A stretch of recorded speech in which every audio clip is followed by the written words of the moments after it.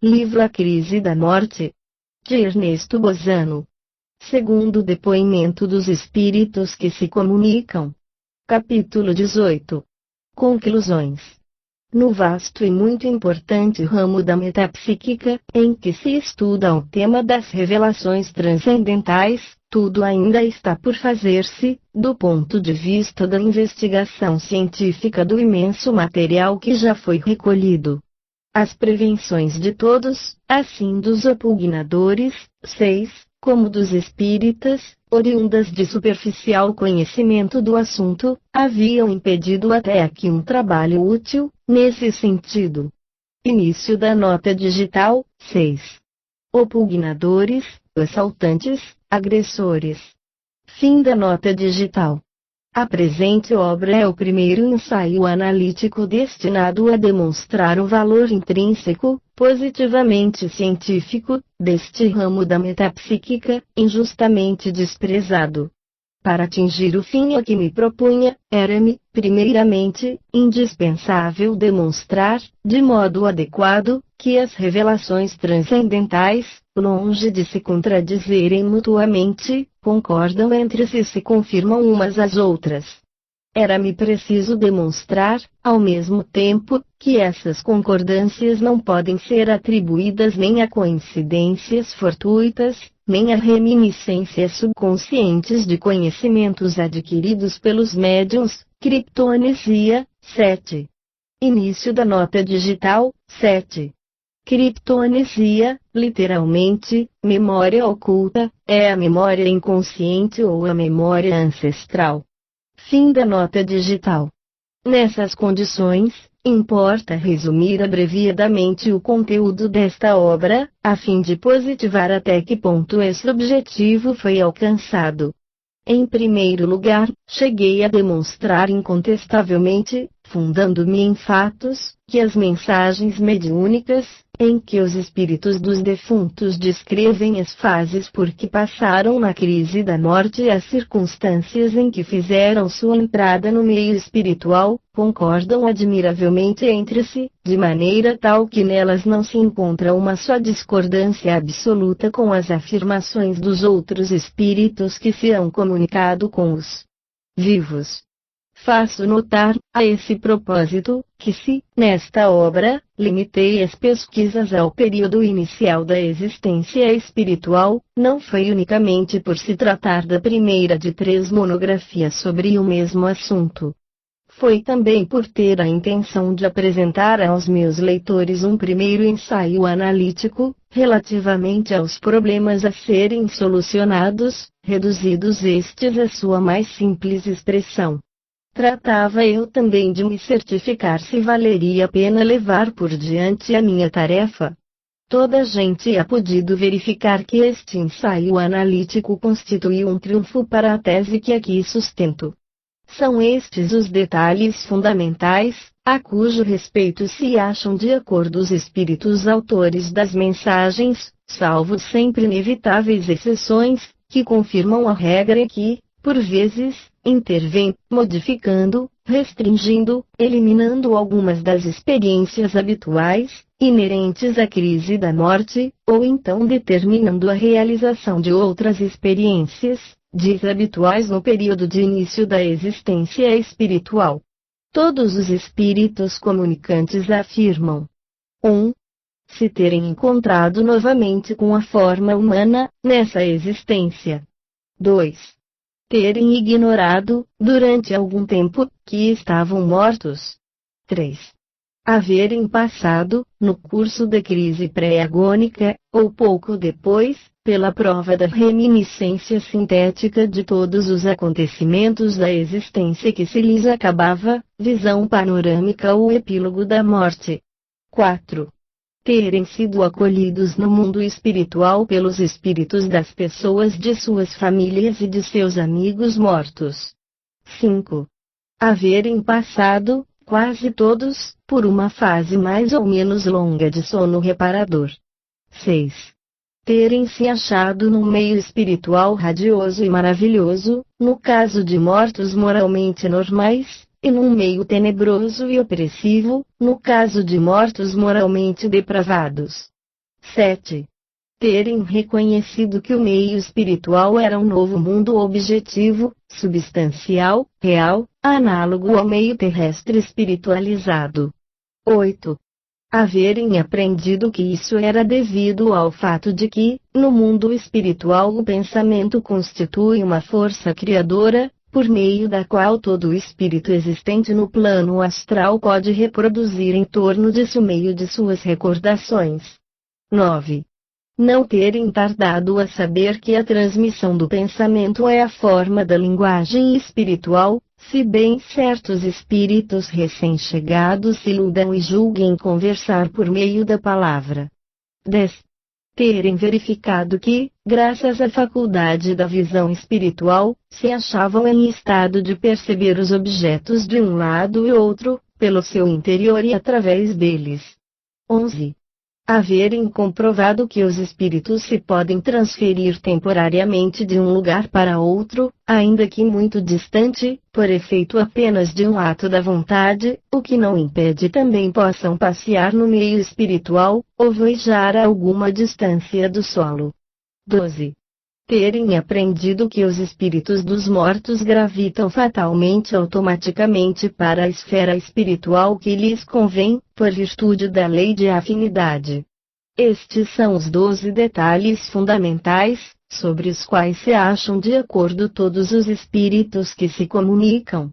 Observarei que basta os examine alguém, uns após outros, e, depois, o conjunto deles, para se convencer de que apresentam aos vivos um quadro esquemático completo dos sucessos que aguardam todos os humanos, no curso da crise da morte, e das impressões que os esperam à sua chegada no meio espiritual.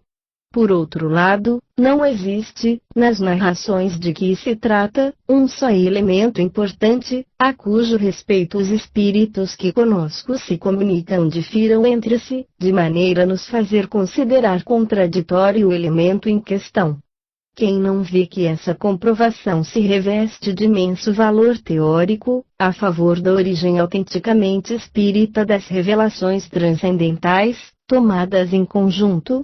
Acrescentarei que, nos casos que acabo de examinar, além das concordâncias sobre os detalhes fundamentais, com outras se deparam, de natureza secundária, que, conforme já fiz notar, são teoricamente ainda mais importantes do que as concordâncias primárias, por isso que cada vez mais difícil tornam o explicá-los pelas hipóteses das coincidências fortuitas e da criptonesia, sempre que os detalhes a que me refiro concernem a incidentes cada vez mais insignificantes, ou inesperados, ou, ainda, singulares.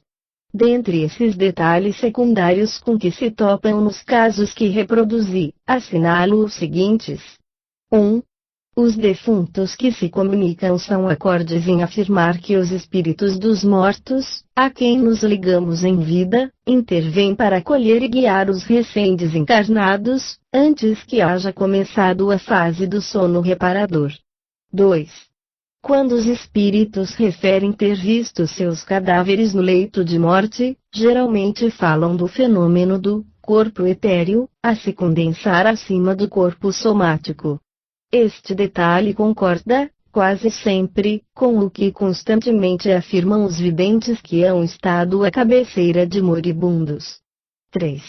Eles dizem, de comum acordo, que, assim como não pode haver individualidades vivas absolutamente idênticas, também não podem existir, desencarnadas, individualidades idênticas a ponto de terem que percorrer a mesma escala de elevação espiritual. Segue-se que, mesmo para aquelas que são chamadas almas gêmeas na existência terrestre, um momento chega em que cumpre se separem no mundo espiritual, se bem possam ver-se quando o queiram. 4.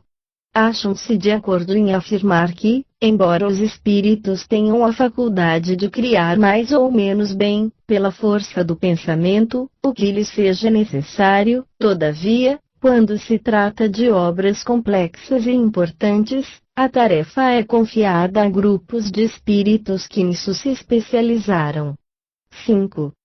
são unânimes em afirmar que os espíritos dos defuntos, quando dominados por paixões humanas, se conservam ligados ao meio onde viveram, por um lapso mais ou menos longo de tempo. Segue-se que, não podendo gozar do benefício do sono reparador, esses espíritos persistem na ilusão de se julgarem ainda vivos, se bem que presas de estranho sonho, ou de um opressivo pesadelo.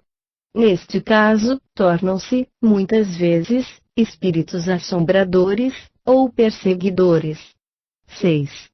Informam-nos, unanimemente, que no mundo espiritual os espíritos hierarquicamente inferiores não podem perceber os que lhes são superiores. Isto se dá em consequência de serem diversas as tonalidades vibratórias de seus corpos etéreos. 7. Mostram-se de acordo em afirmar que as dilacerantes crises de dor, que frequentemente se produzem junto dos leitos de morte, não somente são penosas para os espíritos dos defuntos, como os impedem de entrar em relação com as pessoas que lhes são caras e os retêm no meio terrestre. 8. Finalmente, afirmam em uníssono que algumas vezes, quando se encontram sós e tomados de incertezas e perplexidades de toda sorte, percebem uma voz que lhes chega de longe e os aconselha sobre o que devem fazer. É uma voz vinda de espíritos amigos que, tendo-lhes percebido de modo telepático os pensamentos, se apressam em lhes transmitir seus conselhos. Ninguém pode deixar de perceber que as concordâncias cumulativas, acerca de numerosos detalhes secundários dessa espécie, são inexplicáveis por quaisquer teorias, exceto por aquela segundo a qual se supõe que, sendo as personalidades mediúnicas, com efeito, espíritos de mortos, essas personalidades relatam circunstâncias verídicas e comuns à experiência de todos. Nesse caso, o fato das concordâncias nas revelações transcendentais não implicaria um enigma resolver-se, tudo se explicaria da maneira mais simples e natural. Esta conclusão já se desenha como racionalmente inevitável. Contudo, ainda nos resta discutir o segundo problema a que dá lugar à tese com que nos ocupamos, isto é, o que diz respeito à possibilidade de serem essas concordâncias atribuídas a coincidências fortuitas, ou a reminiscências subconscientes de conhecimentos adquiridos pelos médiuns, criptonesia. Excluo sem hesitação a hipótese das coincidências fortuitas, que não se sustenta em face da natureza das concordâncias assinaladas, sobretudo se levar em conta que a eficácia demonstrativa dessas concordâncias reveste caráter cumulativo. Resta a hipótese da criptonesia, segundo a qual os médiuns teriam aprendido de antemão os informes que dão sobre o mundo espiritual. Se assim fosse, uma vez que eles se não lembrassem mais de tais informes, se faria supor que estes emergiram de suas subconsciências, em virtude das condições mediúnicas. Esta hipótese se pode combater por meio de numerosas objeções-refutações. A primeira consiste nisto. Seria absolutamente arbitrário e contrário à lógica supor-se que todos os médiuns, com cujo auxílio as mensagens foram obtidas, devessem possuir erudição completa, relativamente às doutrinas espíritas. O bom senso bastaria para demonstrar a priori que esta tese não é sustentável. Em todo caso, os fatos mostram, a posteriori, que é errônea. Embora o tema circunscrito desta monografia me haja impedido de fazer ressaltar os fatos em toda a sua eficácia numérica, bem se pôde ver que, em 15 casos referidos, 4 há que contradizem essa afirmação. Em 2 desses casos, pouco havia que os médiuns se consagravam às pesquisas mediúnicas e nada conheciam, ou quase nada, das doutrinas espíritas. Nos 2 outros casos, os médiuns jamais se haviam consagrado a pesquisas mediúnicas, tudo ignoravam a esse respeito e só em consequência da morte súbita de algum dos membros de suas famílias foram levados a ocupar-se com tais pesquisas, revelaram-se então, repentinamente, dotados de faculdades mediúnicas. Precisamente com estes 4 médiuns foi que se obtiveram as revelações mais eloquentes e mais completas, acerca da crise da morte e da entrada dos defuntos no meio espiritual, 4º, 6º, 7º e 12º casos. O que acabo de dizer já é suficiente para confirmar a minha afirmação. Que fora absurdo conferir a objeção de que se trata um alcance de ordem geral. Acrescentarei mesmo que tudo contribui para demonstrar que, ainda nos casos em que intervêm médiuns bem ao corrente das doutrinas espíritas, a aludida objeção não basta para explicar as revelações obtidas com o auxílio deles, em as quais sempre se encontram detalhes que escapam, por muitas razões, àquela objeção. Tampouco se deve esquecer certas circunstâncias colaterais, altamente significativas, que decorrem dessas revelações, indicando ser estranha ao médium a origem delas. Assim, por exemplo, quando a entidade que se comunica dá provas admiráveis de identificação pessoal. Neste caso, logicamente se deve concluir que, se essa entidade se mostrou veraz nas informações verificáveis, transmitidas no curso de sua mensagem, legítimo é seja considerada veraz também nas informações não verificáveis, que a mesma mensagem contenha. Atente-se ainda em que, muitas vezes, no correr das narrativas de episódios da existência espiritual, vêm intercaladas informações verificáveis que se mostram admiravelmente verídicas.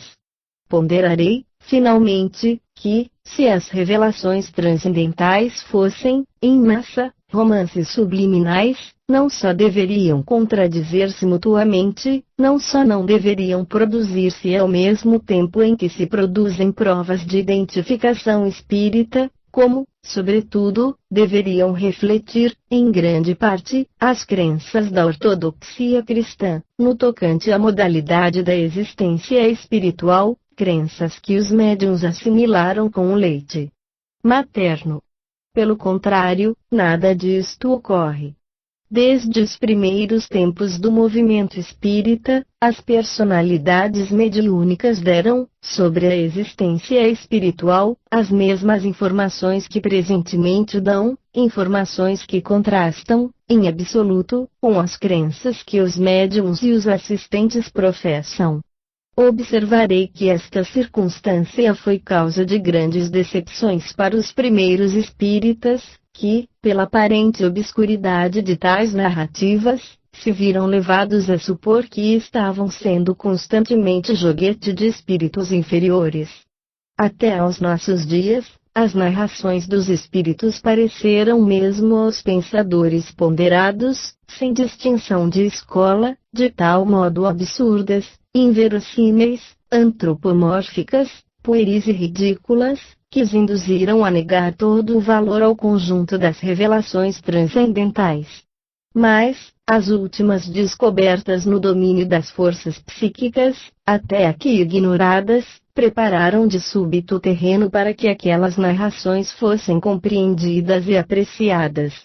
Com efeito, as pretendidas inverossimilhanças nos fenômenos acharam seu paralelo em experiências análogas, que se realizam no mundo dos vivos. O problema das revelações transcendentais passou assim a se apresentar à razão sob aspecto muito outro, fazendo entrever a verossimilhança e mesmo a necessidade psicológica de uma primeira fase de existência espiritual, a desenrolar-se no meio, qual o descrevem, de comum acordo, as personalidades dos defuntos que se comunicam. O valor teórico inerente à circunstância de serem contrárias às opiniões dos próprios médiuns, e de toda a gente, as informações que aqueles, desde 1853, davam acerca da existência espiritual, não escapar à mentalidade investigadora do Dr. Gustave Geley, que a ele alude nos termos seguintes.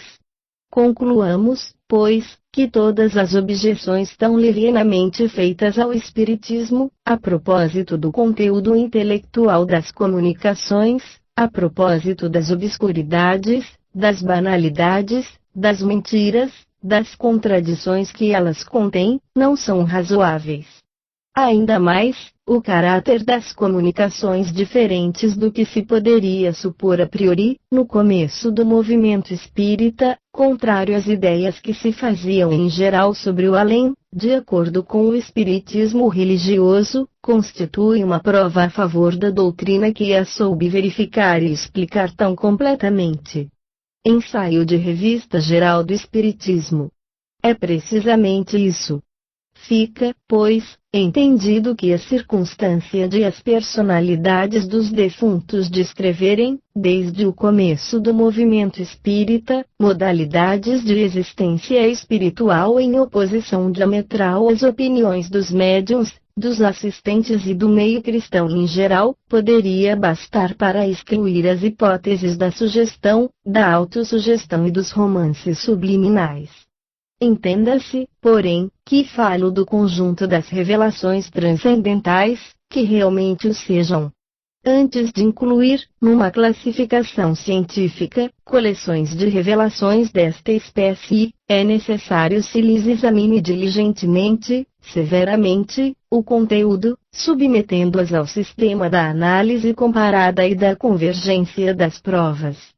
Como já eu disse, entre as provas que contribuem para lhes assinalar origem estranha ao médium, cumpre-se registrem os episódios de identificação pessoal do defunto que se comunica e, sobretudo, os detalhes cuja veracidade se possa comprovar e que, muitas vezes, se encontram intercalados nas descrições da existência espiritual, detalhes que, nesse sentido, são de excepcional eloquência. Todos sabemos, por experiência, quão indispensável é esse trabalho preliminar de seleção, no que respeita a revelações transcendentais, pois que, no curso das sessões particulares, sucede com frequência aparecerem pseudomediunidades, que presenteiam os assistentes com esta espécie de narrações, porém prolixas, verbosas e vazias, cuja origem subconsciente a nenhuma dúvida pode dar lugar e nas quais as contradições não enxameiam apenas entre as afirmações dos diferentes pseudomédiuns, mas também nas que são dadas pelo mesmo indivíduo. São essas infelizes experiências que, feitas sem discernimento e sem qualquer preparação científica, lançam descréditos sobre o conjunto das revelações transcendentais. Não é menos de causar admiração notar-se que, mesmo pesquisadores profundamente versados em metapsíquica, os quais deveriam saber distinguir nesse terreno, persistem em apoiar-se nesses inconsistentes produtos da atividade subconsciente, para condenar, em massa, ao desprezo as revelações autenticamente transcendentais. Esses, pelo menos, não deveriam cair em confusões de tal natureza.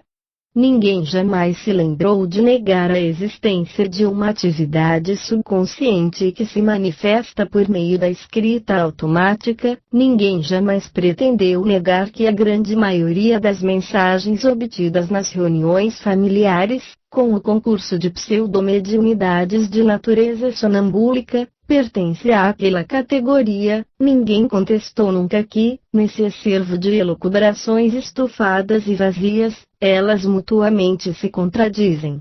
Nem pode ser de outro modo, dado que se trata de elucubrações subconscientes, de natureza onírica, mas o senso comum devera bastar para as distinguir das mensagens autenticamente supranormais. Com efeito, um abismo se abre entre umas e outras. Em todo caso, ainda do ponto de vista científico, facilmente se chega a separá-las, submetendo-as aos 4 critérios de prova que acabo de enumerar. Ora, como esses critérios de investigação científica foram aplicados, nos limites do possível, ao material científico que vimos de examinar, forçoso será convir em que minha obra já serve para demonstrar que o valor científico das revelações transcendentais não mais deve ser posto em dúvida e, por conseguinte, que os que continuarem a estudá-las ulteriormente farão trabalho altamente meritório e útil. Trata-se, efetivamente, de um ramo da metapsíquica destinado a tornar-se o mais importante de todos e a exercer enorme influência na futura orientação da ciência, da filosofia, da sociologia e da moral. Resulta daí que esta obra de análise comparada autoriza a preconizar a aurora não distante de um dia, em que se chegará a apresentar a humanidade pensante, que atualmente caminha a tatear nas trevas, um quadro de conjunto, de caráter um tanto vago e simbólico, mas verdadeiro em substância e cientificamente legítimo, das modalidades da existência espiritual nas esferas mais próximas do nosso mundo, esferas onde todos os vivos terão que se achar. Depois da crise da morte, isto permitirá que a humanidade se oriente com segurança para a solução dos grandes problemas concernentes à verdadeira natureza da existência corpórea, dos fins da vida, das bases da moral e dos deveres do homem. Esses deveres, na crise de crescimento que a sociedade civilizada hoje atravessa, terão que decidir dos seus destinos futuros. Quer isto dizer que os povos civilizados, se os reconhecerem e cumprirem, se verão encaminhados para uma meta cada vez mais luminosa, de progresso social e espiritual; se os repelirem, ou desprezarem, seguir-se-á necessariamente, para esses mesmos povos, a decadência, a fim de cederem um lugar a outras raças menos corrompidas do que a raça ora dominante. Fim do livro A Crise da Morte, de Ernesto Bozano. Segundo o depoimento dos espíritos que se comunicam. Caro amigo, se você gostou deste livro e tem oportunidade de adquiri-lo, faça-o, pois os direitos autorais são doados a instituições de caridade. Muita paz.